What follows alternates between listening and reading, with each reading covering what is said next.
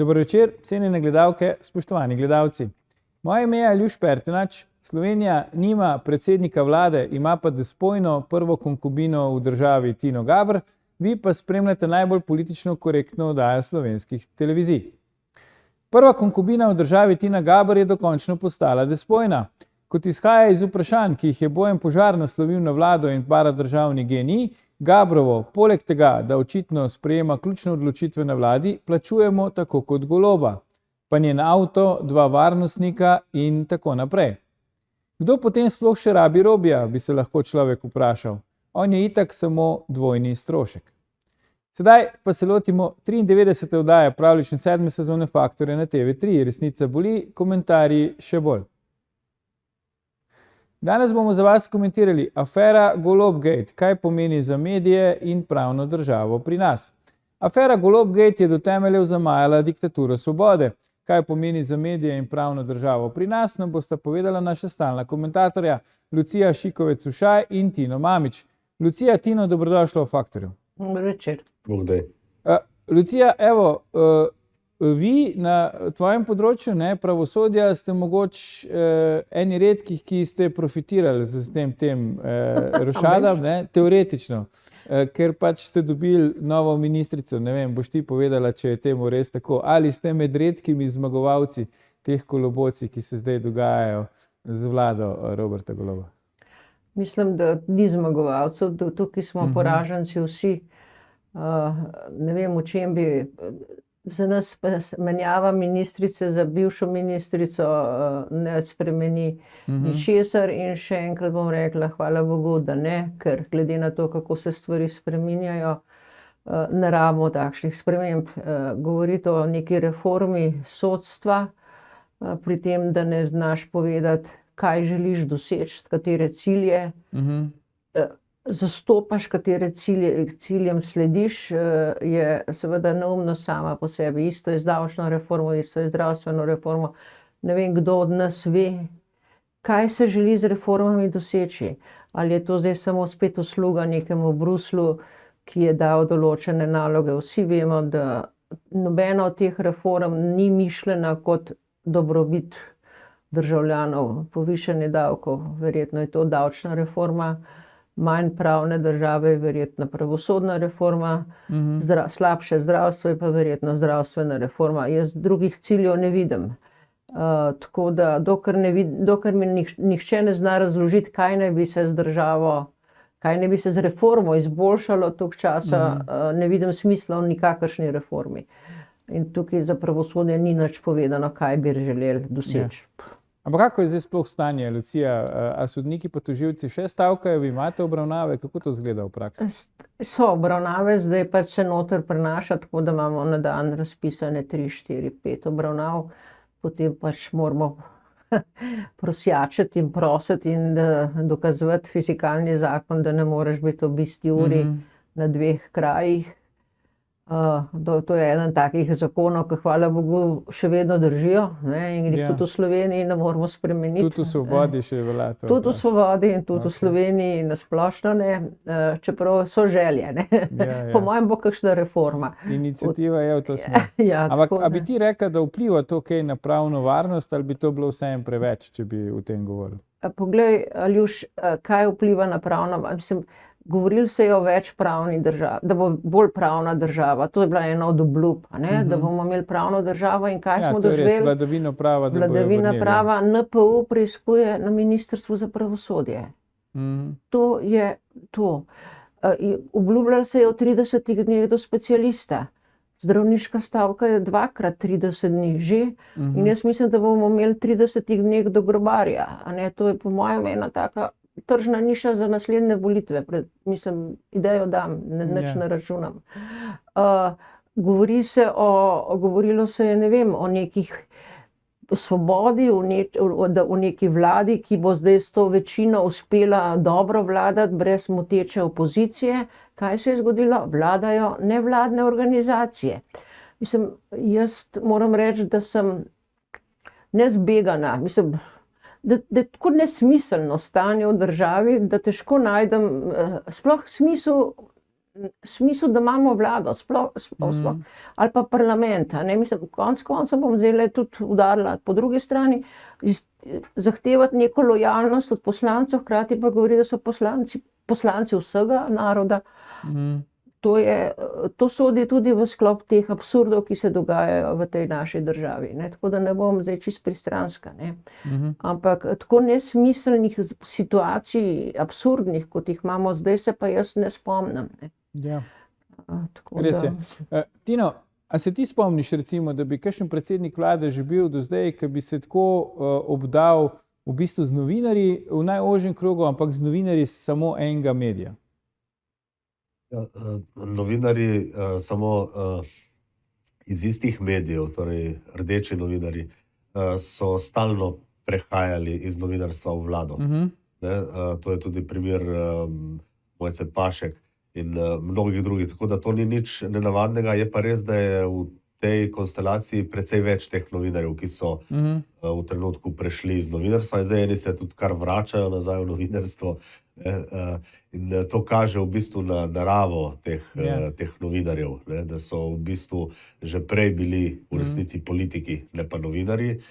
Ja, eni so pa politični oboje tudi aktivisti, zdaj, ki ne? so delali Ja. pod krinko novinarjev. Ja. To je star sistem družbeno-političnih delavcev, ki je veljal v prejšnjem režimu in to so delali še naprej.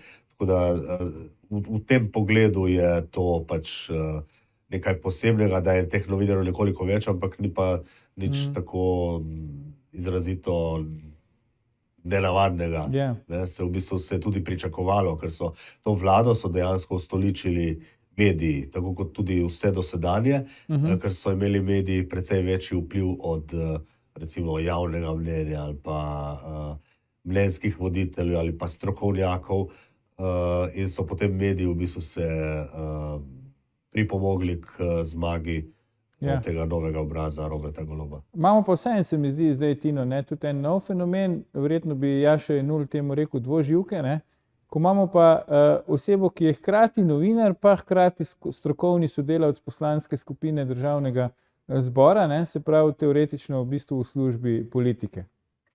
Ja, to je ta dvojna vloga, ne, ki je v bistvu oni ne razumejo, ne. Ti novinarji ne vejo, da bi moral kot novinar, da imaš čisto drugo vlogo, kot recimo, če si PR-ovec ali pa če si politik, ne. To pač različni poklici in različne vloge. In tu pri tej aferi Watergate, slovenska afera Watergate, kot jo je poimenoval Požar, je to zelo sporno, ne, da so prišli dokumenti, ki so zelo občutljive narave, gre za podatke, ki so tudi 15 let stari, torej za obdobje 15 let o določenih podjetjih, ki delujejo v medijih oziroma v povezavi z mediji, ne. Gre recimo za agencijo Pristop, ki obrne ogromno denarja in tudi vpliva in tudi denar v imenu države oziroma določenih oblastnikov deli določenim medijem, ne. Tako da, in da potem te podatke dobi novinar, ki je popoldne novinar, dopoldne pa dela v Državnem zboru, ne. To je kot da bi dal čuvati kokoši lisici. Lucija, kako velika tajnost ali pa je davčna tajnost, recimo, kako hud prekršek, mogoče celo kaznivo dejanje je pač kršitev načela davčne tajnosti? Zdaj, seveda je, ne, to je huda zadeva. Ni sicer usodnega pomena, tako kakor državna varnost, pa vendarle gre za kršitev teh temeljnih človekovih pravic. Torej, kdo bo dajal davčne podatke, če vidi, da lahko njegovi podatki zaokrožijo kar tako. Ampak bodimo pa objektivni, a ne, tudi podatki, ki jih je preiskoval Urad za preprečevanje pranja denarja, če se ne motim, niso bili kar tako, bi rekla, dopustni, so tudi presegli to. Skratka, očitno vsaka politika, vsakokratna politika ima skušnjave, nekateri se jim upirajo bolje, nekateri slabše, ampak skušnjave so kar velike, očitno. Tako da, tudi kar se tiče novinarjev, imamo Mira Petka, a ne, ki je bil ravno tako poslanec, čeprav je bil res poškodovan, kakor vem, je nehal opravljati takrat poklic novinarja. Ja. Če se samo njega spomnim, verjetno je bil še kakšen. Je pa res, da se spomnim že takratne debate glede Ljerke Bizilj, da ne sme več komentirati na televiziji. In kot vem, takrat so bili višji standardi, kot so danes, a ne. Ja. In ona res ni več komentirala oziroma bila politično, ne vem, v taki funkciji, da bi lahko politično komentirala. Skratka, naredili smo velik korak nazaj. Skupaj, pa ne samo v 2 letih, v 20. Jaz predlagam, da mi naredimo en korak naprej in sicer, da si vzamemo krajši premor, ampak ne nam gledalke, gledalci, se vrnemo po oglasih, ko nadaljujemo s komentiranjem, kaj pomeni afera Golobgate. Ostanite.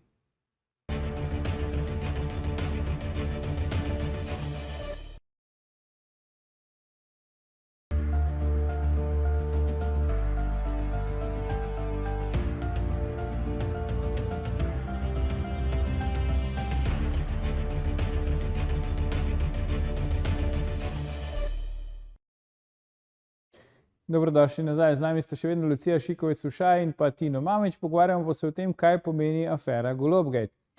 Tino, v bistvu so se hujše težave za Gibanje Svoboda in Roberta Goloba začele, ko je zabrisal poslanko Mojco Pašek Šetinc iz stranke in na nek način potem tudi iz poslanske skupine Svobode. Očital je, da nosi informacije v medije in da je pozabila, kdo je prava tarča. Skratka, da se ne bori več proti Janezu Janši, ampak da v bistvu ruši Svobodo. Zdaj, koliko presenečen si ti bil glede teh obtožb? Človek bi si predstavljal, da je Mojca Pašek Šetinc, ne vem, prvoborka, nosilka spomenice, borbe proti Janši, zdaj pa kar naenkrat obtožena, da na nek način pomaga Janši. Ja, jaz mislim, da gre tu za osebne zadeve, ker so se pač skregali in ni šlo naprej. In potem to je kot, ko bi rekel, kot dva, ki se zaljubita in se potem gresta narazen. Ja. Pride tisto ljubosumje, tista nora ljubezen, torej namesto ljubezni rata neka ponorela ljubezen, ljubosumje in takrat lahko v afektu ogromno poveš. In zato Mojca Šetinc Pašek oziroma Mojca Pašek Šetinc izpade kot neka žvižgačica, čeprav v resnici ni. Ona samo pove nekaj, tako kot dva partnerja, recimo. Ti poveš pač ene stvari, ki si jih zapomneš, svoj zorni kot in hočeš škoditi svojemu nekdanjemu partnerju in iz tega namena vse govoriš. Zato je treba pri takih izjavah paziti, zato ker je vprašanje tudi, koliko je res, koliko je to pretiravano. Ampak dejansko je bil to za Goloba velik udarec in njena razrešitev, ki je, kot kaže, tesno povezana s tem, s preiskovalno komisijo oziroma s temi dokumenti, ki so prišli za 15 let v Državni zbor. To je bil začetek, mogoče začetek teh kadrovskih rošat in začetek konca v nekem smislu. Če bo Golob dejansko tudi sam na koncu končal ta mandat predčasno, kar se zna zgoditi, zato ker je, to se govori že dolgo časa, veliko je indicev, obenem pa je to izrazito odločno sam Golob zanikal na nekem spletnem omrežju, ko se je pojavil in rekel, da to ni res oziroma da temu ne bo tako. In če je on to rekel in tako nastopil, smo lahko prepričani, da je Požar in drugi, ki to napovedujejo, da so zelo blizu resnici. Ja.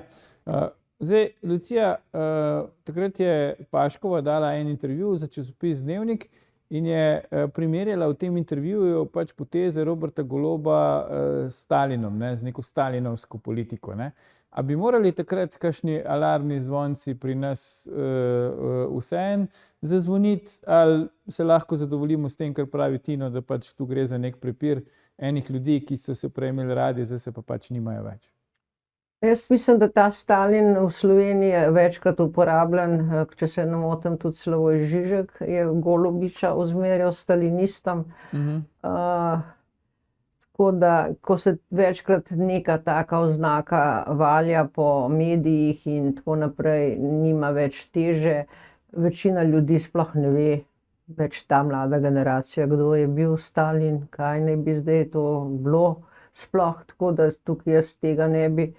Mi je pa zanimivo to, da sem zadnjič včeraj ali danes, ne vem, prebrala, da je Mojca Šetinc Pašek rekla, da pravzaprav tega, kar dela Golob in njegova partnerka, da tega si pa tudi Janša ne bi privoščil oziroma si ni privoščil. In to, da jo je odstavil in to, kar je zdaj vse odstavil in zamenjal brez neke obrazložitve za javnost, bi rekla, glede na njegov modus operandi, da je ugotovil, da so vsi janšisti. In to je pa zaskrbljujoče, če človek misli, da je obkrožen samimi janšisti. Ta del bi mene bolj skrbel, ne? Ker ali so zdaj vsi te ženske, ki jih je zamenjal, janšistke, ali pa on janšist pa je zamenjal ne janšiste. Zdaj ne človek pove vendarle, ne? Kaj se mu dogaja. Mogoče je golobizem resnični janšizem, Lucija. To bi znalo biti nekaj na tem. Ja. Ampak to midva ugibava, glede na to nimava, lahko sklepamo, kaj dela, ne. Koga je začel odstavljati, začel je jasno, je takrat povedal janšiste, a ne, zdaj odstavlja in je tiho, torej po mojem nadaljuje s čistko janšistov. Ja, ampak bi bilo pametno, da človek pove, da mi vemo, da je Petra Škofic v resnici, a ne, prikrita janšistka. Tako da bi bilo to za Slovenijo zelo dobro očiščenje. Je pa, ti pravim, mi smo v taki absurdni situaciji, da se lahko hecamo, lahko se šalimo, lahko je vse krasno in nekako probamo preiti to obdobje čim manj ranjeni. Da pride gospodarstvo, hvala Bogu se v gospodarstvo, ne, Han je to pustil, da tečejo zadeve, a ne, in se pač je po svoji poti, a ne. Ja, on ima izkušnje s tem, da stvari tečejo. Tako, laissez-faire, laissez-passer, a ne, mislim, in to je ta hip za to vlado edino, kar naj pusti, a ne. Tako da, ti pravim, nimam pojma, kaj se dogaja Golobu, ker to, kar dela, oprosti, kar se dela v najožjem svojem intimnem krogu, a ne, in ga je pač iz zdaj bom uporabila grd izraz, a ne, to svoje domače korbišče, če temu tako rečem, razširil na celotno državo in ni to dobro za državljane, no, res ne. Pa mene njegove osebne zadeve pod soncem nič ne zanimajo, ne, ampak me pa moti to, če gospa Tina Gaber, ki ni bila na nobeni kandidatni listi, a ne, začenja urejati vlado, če urejajo vlado nevladniki. Če se recimo lansko leto, jaz imam podatek, lansko leto je šlo iz proračuna 400 000 evrov za parado ponosa. 400 000 evrov za en dan, ko so se LGBT dal sketne ali pa dal na ketno, ne vem, hodil po ulicah. Oboje je bilo, ja. Ne, mislim, čakaj malo, to je naš denar, a ne. In 400 000 tukaj, da se daje nevladnikom ogromne denarje, da prevzemajo oni vse funkcije v državi, dobesedno prikrito ali ne prikrito, slabo prikrito, zato da ima on čas, da preživlja čas. Mislim, zdaj bom jaz nimam nobenih insajderskih informacij, nobenih. Opazujem in sklepam. Šla sta s Tino Golob v splošno bolnišnico Postojna pred pol leta, enim letom. Zdaj, čudež, potem ni bilo nič, mi smo pričakovali kakšen rezultat, a ne. In zdaj so začeli oni delati, a ne, so odprli oddelek za biomedicinsko pomoč. Zanimivo, ista klinika, kjer sta se zglasila, torej prvi par, bom rekla, prvi par v državi, so jih zdaj kar naenkrat počastili s to možnostjo. V državi, kjer vemo, da je problem pač rojstvo otrok, a ne, uradno pa proklamira evtanazijo, ne rojevanje, je zanimivo, da pa se pravzaprav za primer Golob, za družino, bodočo družino Golob, naredi kar cel nov oddelek. Mislim, to so stvari, ki jih mogoče ki niso naključja, ne vem, naključja pravijo, so izgovor za ateiste, a ne. Ja. Take stvari, teh stvari je preveč, trenutno je teh stvari čisto preveč, da bi bili lahko zadovoljni, no. Tako. Tino, zdaj mediji, ne, a se ti zdi, da so, ali pa da smo mediji adekvatno odgovorili na to pač afero Golobgate, bi jo morali bolj pograbiti v končni fazi, kot se že pogovarjamo, ne, danes so tudi številni medijski delavci v glavnih vlogah v tej aferi. Ja, jaz se bojim, da ne, zato ker ta afera Golobgate ali slovenski Watergate je če pogledamo, kako se demokratska stranka oziroma kako se je republikanska stranka mešala v volitve in kako je Nixon nadzoroval novinarje in zaradi tega moral podati odstop. Teža dejanja je podobna s tem dejanjem v Sloveniji. Posledice pa gotovo ne, ker iz te afere se ne bo prišlo do nekega odstopa, še do preiskave ne, zato ker so novinarji z redkimi izjemami, se tega praktično o tem skoraj da ne pišejo oziroma malo pišejo. In vsekakor brez posledic, da bi zaradi tega moral kdo odstopiti, ker se pač reče, to je bila, v najslabšem primeru bodo rekli, to je bila napaka ali pa bodo poskusili nekega nižjega uradnika odsloviti ali prestaviti ali kaj podobnega, ne. Tako da v tem pomenu ne moremo Watergate sploh primerjati z Golobgateom. Novinarji, mediji pa bi ravno zato, ker je funkcija medijev, je, da nadzoruje, da gleda pod prste oblasti in zato bi morali vsi alarmi zazvoniti in se bi morali s tem ukvarjati, ne glede na to, ali je lev ali desen, ampak potem se zgodi tako, da o tem poročajo pač določeni mediji, recimo, ki so blizu desnosredinskim političnim strankam, kot, ne vem, Nova 24 demokracija ali pa Planet TV ali pa tednik in portal Domovina, ki ga urejam in tam tu se vse ustavi, ne.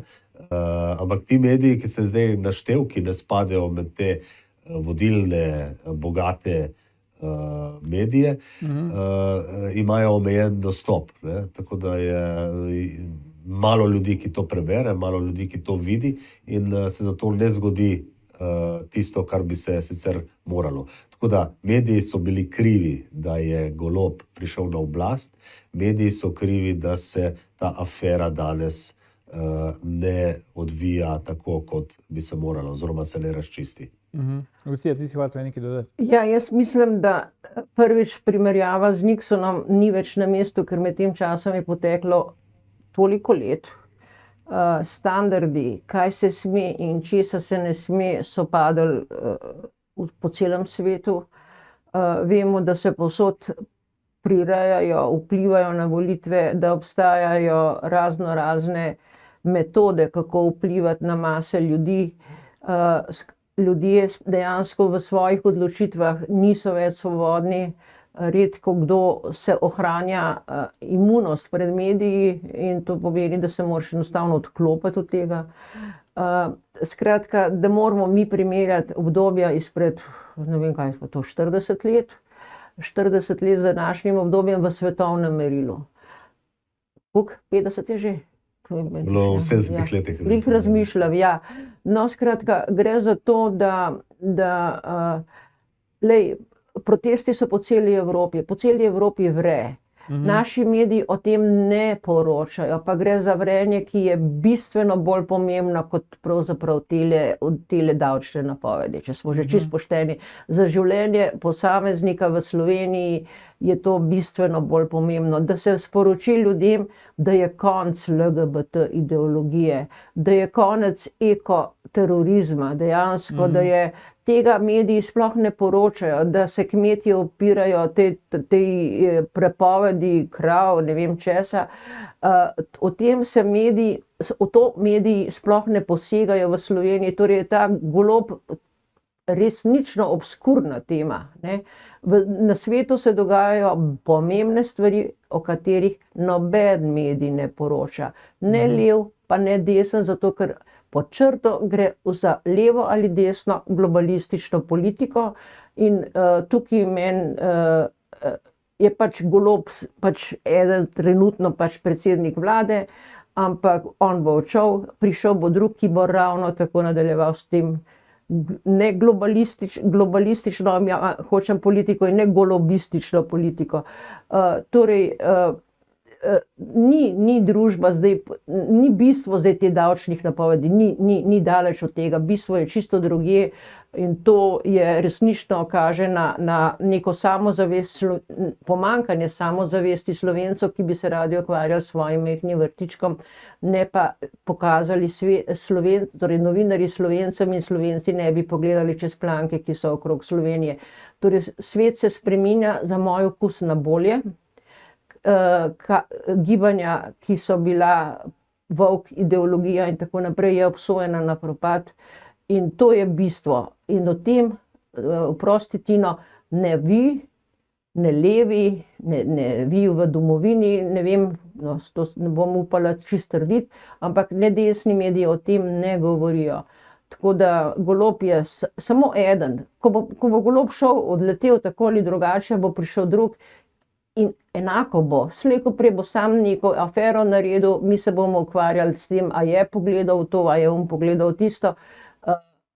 Dogajajo se pa tektonske spremembe, v katerih se ljudem ničesar ne pove. In tukaj se ne morem strinjati, da je treba medije napadati zaradi tega neporočanja. Tudi zaradi tega, ampak predvsem zaradi bolj bistvenih stvari. No, jaz bi vendarle, ker sem bil tudi omenjen, ampak jaz se ne strinjam s tem. Ne? Analiza je sicer dobra, da večina medijev, posebej pa ti glavni mediji o tem ne poročajo, to ignorirajo, to se vse drži. Ampak to pa da domovina ne poročajo, pa ni res. To ni res, zato ker mi ravno o teh temah veliko pišemo, o woke ideologiji, o njenem padcu počasnemu, ki napoveduje, da je to dejansko preživeto. Upam, da se te besede uresničujejo. O LGBT ravno tako pišemo, o protestih, pišemo recimo o tej, kaj se je dogajalo v Bukarešti zdaj med EPP-jem, zakaj se ni podprlo Ursule von der Leyen tako, kot bi jo morali. O vsem tem pišemo v domovini, tako da če jo boste v četrtek kupili ali pa pogledali na portal www.domovina.je, boste videli, da mi o tem veliko, res veliko pišemo. Tino, zakaj bi bilo treba gospod Ursula von der Leyen podpreti? Njo bi bilo treba zrušiti, ne podpreti. O tem pišemo, zakaj je dejansko ni dobila polovice, ne, dobila slabo polovico tisti, ki so se opredelili in je zato bila, ampak dejansko večina je bila proti njej, ampak so pač, ne bomo zdaj, to ni današnja tema, ampak dejansko govorimo o tem, da so ti trendi, ta zeleni prehod, LGBT, woke ideologija in to je dejansko v nekem smislu že začelo padati, se je začelo preusmerjati. Vprašanje pa zdaj, če bo to tudi uspelo se uničiti, če ne bo potegnilo za sabo tudi celotno civilizacijo, ne? Ker je ta dekadenca zahodne civilizacije je zelo močna in ko potegnemo nekaj sorodnih pojavov, fenomenov v zgodovini, je to zelo, zelo podobno. Ne? Tako da z tega stališča nisem ravno optimist. Jaz pa sem, ti bom povedala, jaz berem polet, sploh ne več, ne boš verjel, enostavno za te žepnice, ali pa kakorkoli se reče, paperback knjige, ne vem, zdaj jaz berem kriminalke, ali pa take, in tam sem prvič opazila, da se začenjajo pred 2-3 leti, da se začenjajo objavljati torej stavki, ki so bili pred 5 leti še prepovedani. Ne? Torej, in začela sem jih brati pozorno, kako se naenkrat konec koncev se začenja migrante imenovati pravilno, se začenja opisovati kriminal, ki ga delajo, so te razne šale na račun LGBT in podobno. Skratka, ko se začnejo knjige izdajati v 10 000, 20 000 in 100 000 in tako naprej, prevodih in izdajah, in ki si končno upajo ponovno postaviti zase za pravico bele rase, se mi zdi, da se je svet obrnil. Pri nas je še vedno svet v starih tirnicah, ker smo bili pravzaprav pozni tudi pri tem, da smo skrenili na nove, ne.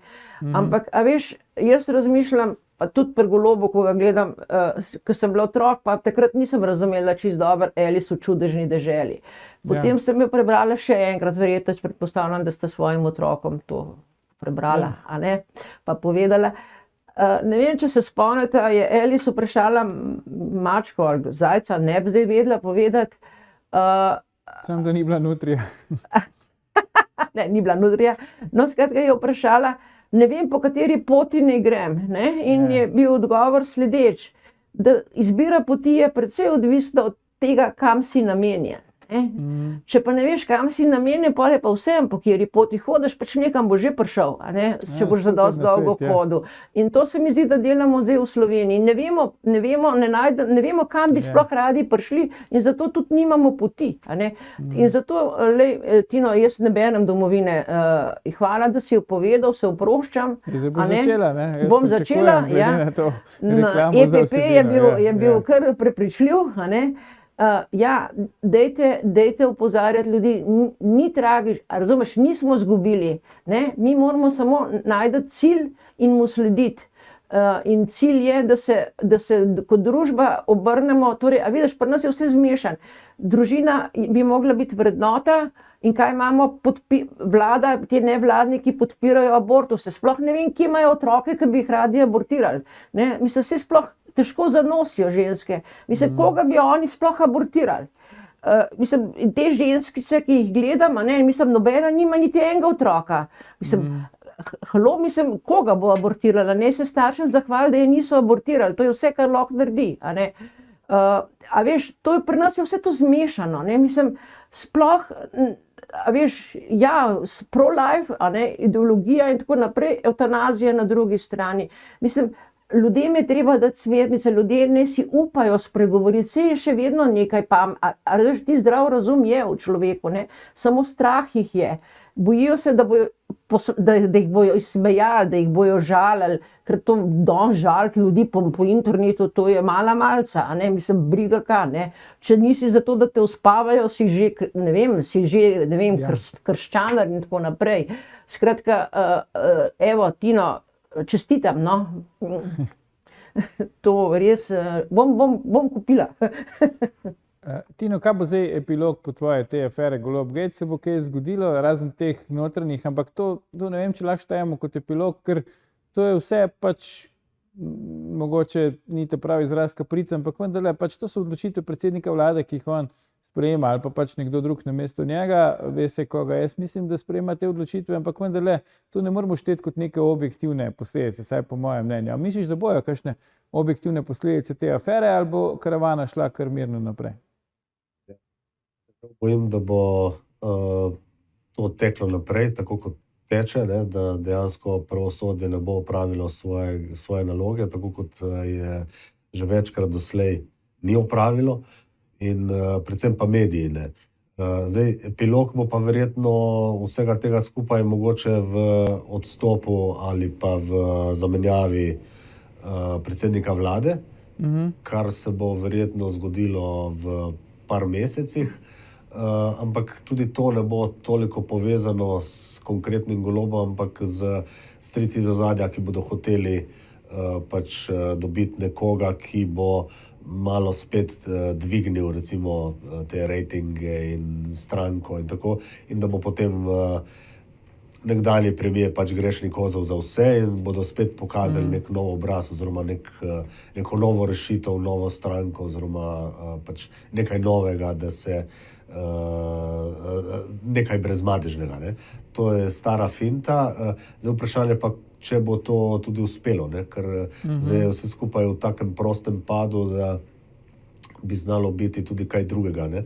Janez Janša je napovedal volitve naslednjo pomlad in če Janez Janša to napove, to ni on ne govori kar tako, ne. Tako da se mi zdi, da je na to kar treba računati, ne. Če smo doslej mislili, da bo gotovo vlada zdržala še 2 leti, zdaj po vsem tem, kar se dogaja, in zaradi te Janševe izjave nisem več prepričan, da bo to trajalo. Bi pa po mojem bilo dejansko za slovensko demokracijo kot tako najboljše, da bi trajalo čim dlje, zato da bi na volitvah potem bila ta levica čim bolj poražena, da potem pride na sceno recimo neka desna sredina in mogoče leva sredina, če bo uspelo nastati, torej če se bo oblikovala končno neka leva stranka, ki ne bi bila trda levica ali pa skrajna levica. Ker v tem trenutku so tudi te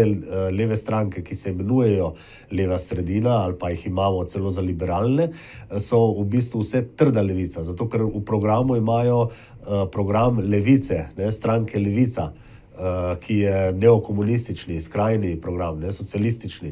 Ne, in medtem ko ti zdravorazumski leva sredina, teh ljudi ni, oziroma ti ljudje so izgubljeni v teh strankah. Ne. Jaz mislim, da bomo težko dobili političnega analitika, ki bo znal razporediti leve stranke, recimo od leve proti desni, torej katera je bolj leva ali katera je bolj desna.